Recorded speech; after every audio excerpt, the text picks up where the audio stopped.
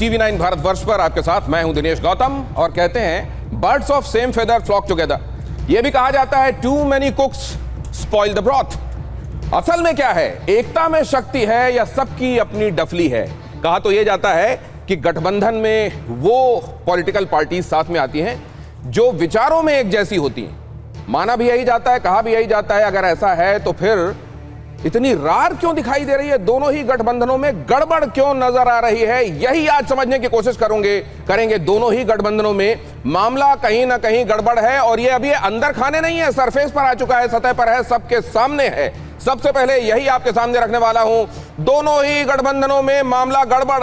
NDA में कितनी सीटों पर कौन लड़ेगा यह पहले तय हुआ तो इस बात पर ही उपेंद्र कुशवाहा, जीतन राम मांझी और चिराग खुश नहीं थे। फिर किसी तरह नंबर पर मान मनौवल हुई तो पता चला कि अब रूठा मनाई इस बात पर है कि किस सीट से कौन लड़ेगा।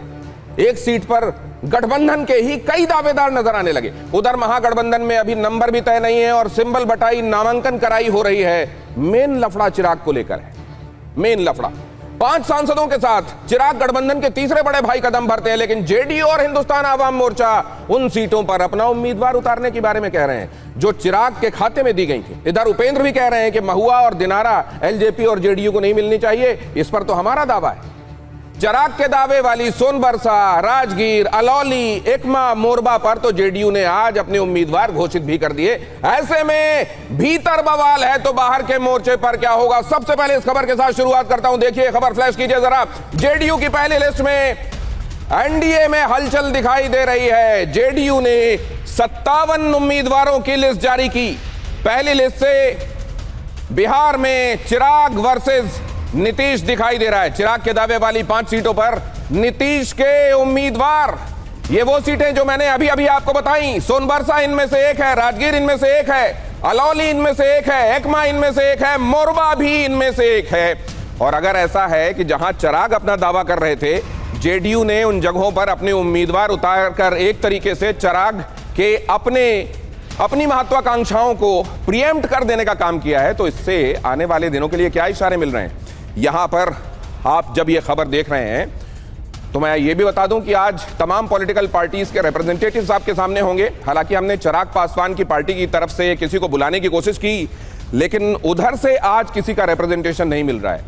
हमने अरविंद वाजपेयी जी को भी कॉल किया, उनके धीरेन्द्र मुन्ना जो है उनको भी कॉल किया, लेकिन उन्होंने आज डिबेट पर आने से मना कर दिया।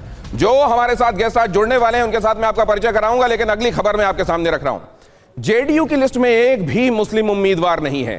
लिस्ट में 5 मंत्री और 4 महिलाओं को भी टिकट है।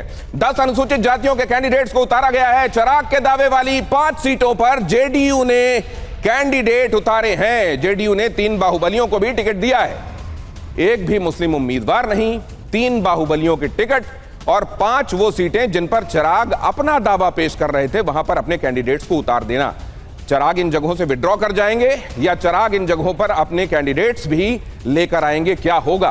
क्या आला कमान मतलब भारतीय जनता पार्टी के बड़े नेता आखिरकार उनको यह समझाने में कामयाब रहेंगे कि अगर किसी की जिद है तो दूसरे को शांत हो जाना चाहिए, फिर ये रार आगे भी बढ़ती रहेगी। हमारे साथ जो मेहमान जुड़ रहे हैं उनके साथ आपका परिचय करा देता हूं। गुरुप्रकाश पासवान मेरे साथ जुड़ रहे हैं भारतीय जनता पार्टी से, बहुत स्वागत है।